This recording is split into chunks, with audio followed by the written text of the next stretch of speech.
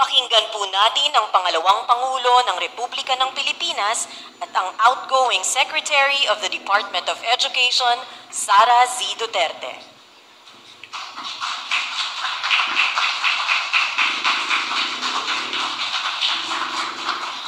Thank you. Please take your seats. Mga kababayan, ladies and gentlemen, Assalamualaikum warahmatullahi wabarakatuh. Madayaw, umayong adlaw, kaninyong tanan, magandang araw sa inyong lahat. We would like to warmly welcome Secretary Sunny Angara to the Department of Education family.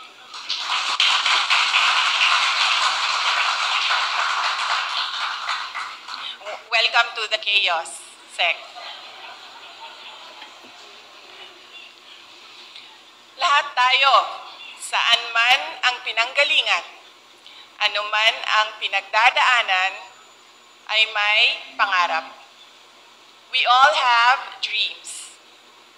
Bilang kalihim ng kagawaran ng edukasyon, ang tanging pangarap ko ay maitaas ang kalidad ng edukasyon sa Pilipinas.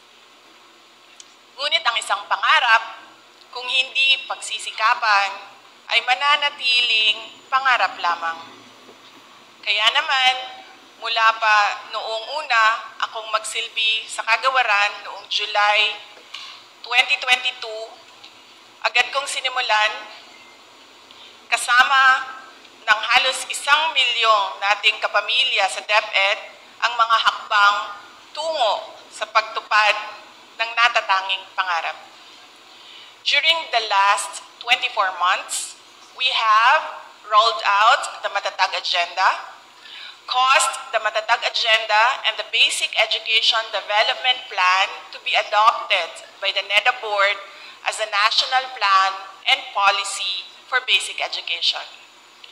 Brought back in-person classes for approximately 27 million learners across public schools post-pandemic. Launched and piloted the K-10 Matatag curriculum. Started the review of the senior high school curriculum. Launched the National Learning Recovery Plan, which includes the National Reading Program, the National Math Program, and the National Learning Camp. Entered into a JMC with TESDA and SHED for our senior high school graduates to be provided with free national certification assessments, accreditation of DepEd senior high schools as assessment centers,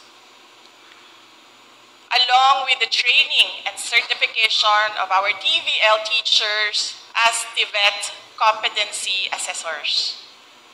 Created the school infrastructure and facilities strand, continued constructing new classrooms and rehabilitating those in need of repairs. Obtained approval from the NEDA Board and the World Bank for the ISRS project for safer and climate-resilient schools. Created the procurement strand, amended our textbook procurement guidelines, which reduced the procurement period from what used to be 3 years to 1 year.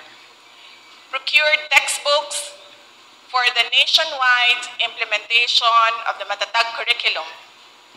Procured e-learning cards consisting of 46 laptops in each card, which are currently being delivered to public schools nationwide. Started the school-wide Wi-Fi program by providing internet connectivity to 2,000 last-mile schools through satellites and 305 schools through fiber connection. Hauled learning resources that remained in the warehouses of a third-party logistics provider for years. Maintained DepEd's ISO certification for quality management systems. Received an unqualified opinion for COA's annual audit of fiscal year 2022, which was the first for DepEd. Held quarterly consultations with private schools organizations.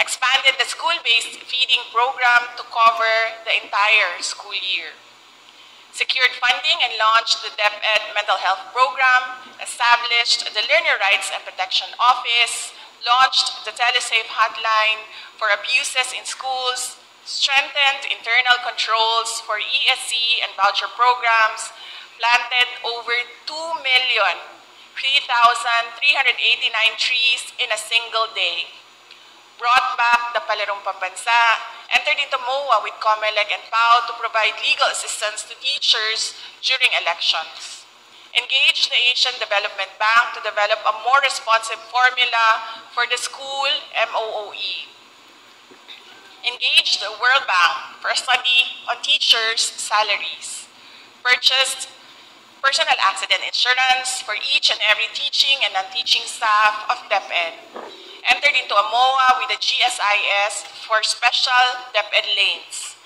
started a reconciliation campaign with the GSIS on the workload of teachers, which provides a mechanism for teaching overload pay, institutionalized a 30-day uninterrupted break for teachers, removed administrative tasks for teachers, and just recently, we brought 6 national DepEd events with approximately 23,742 participants to Cebu, which caused the circulation of approximately ₱500 million to the local economy. Ngunit, aaminin ko na sa ikli ng panahon, may mga hakbang na sadyang hindi natin natapos, tulad ng Matatag Center, Matatag Portal, DepEd Digital Education, overtime pay for teachers, a revised senior high school curriculum, universal school-based feeding program for kindergarten learners, calamity fund for teaching and non-teaching personnel, and an HMO or health insurance for teaching and non-teaching personnel. Nais kong ipaubaya ito sa ating susunod na kalihim ng kagawaran.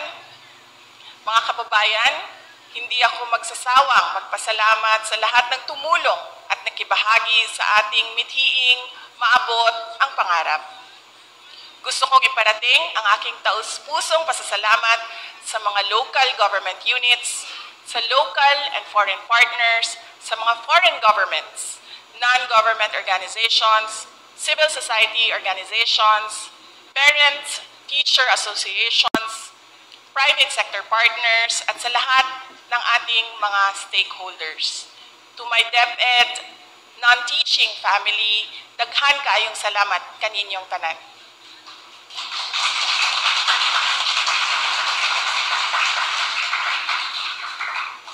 Finally, sa ating mga teachers, thank you for your unwavering service to our country.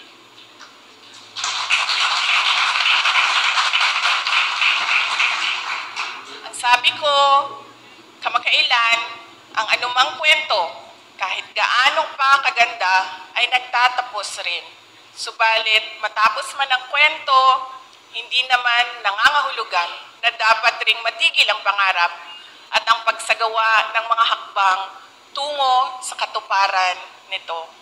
Sana ay kung ano yung pagtanggap ninyo sa akin dito sa Kagawaran ng Edukasyon nung ako ay dumating noong Hulyo 2022, ay ganyan din ang mainit na pagtanggap at pagmamahal na ipakita ninyo kay Secretary Sonny Angara.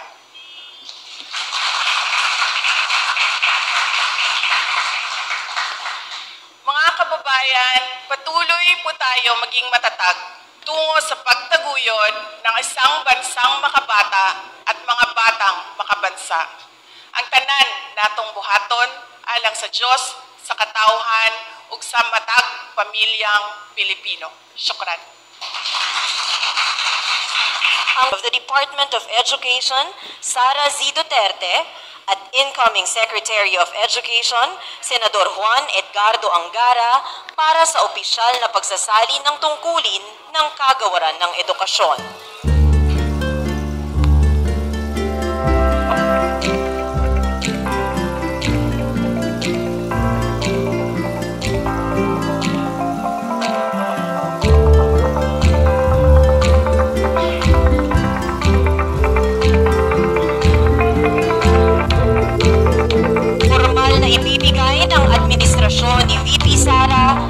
bagong kalihim ng Kagawaran ng Edukasyon, Senador Juan Edgardo Angara, ang watawat ng Kagawaran ng Edukasyon.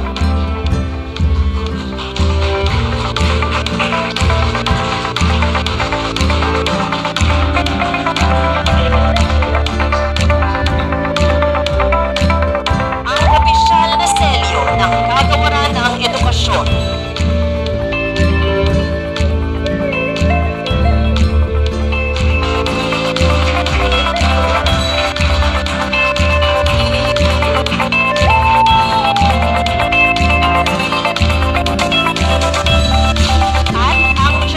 Report.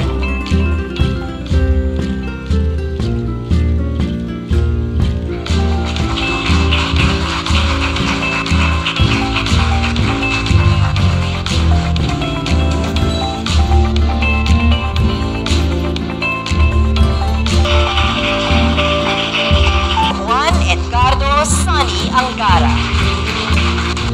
Thank you very much. Let's all take our seats. Thank you po. Kay Vice President and outgoing Department of Education Secretary, Ma'am Sara Duterte, sa ating DepEd Undersecretaries, Assistant Secretaries, DepEd personnel, mga kasamahan natin sa gobyerno, mga guro, mag-aaral, mga magulang, isang magandang umaga po sa ating lahat. Napakalaking karangalan po ang pinagkaloob po sa atin ni Pangulong Bongbong Marcos upang maglingkod bilang kalihim ng Kagawaran ng Edukasyon. Buong pagpapakumbaba kung tinatanggap ang katungkulang na ito bilang tugon sa tiwala at hamon ng ating Pangulo na higit sa pag-ibayuhin ang mga programa na magsusulong na mataas na kalidad ng karunungan para sa ating mga mag-aaral. That education will be improved. Thank you.